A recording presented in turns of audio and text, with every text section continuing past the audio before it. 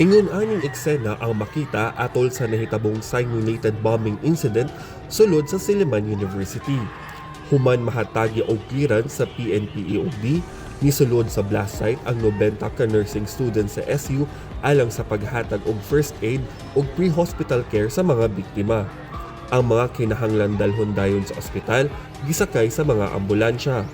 Gimugna sa SU College of Nursing ang simulated bombing exercise isip kinatapusang aktibidad sa disaster nursing subject alang sa mga mograduar nga nursing student.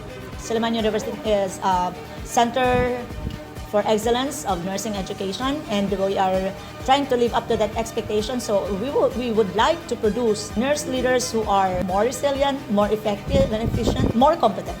Tumong samliini na mapakita sa mga tinun-an ang ilang kahanas sa disaster response ug paghatag og emergency care sa mga biktima sa sakuna. I think that it is really essential because we encounter disasters daily. This practice in the disaster nursing simulation experience really gives us a taste of how a disaster and how the response of the disaster feels in real-life situations. Gikan sa Dumaguete City, Negros Oriental, kini si Roy Lamotan sa PIA alang sa MBCV.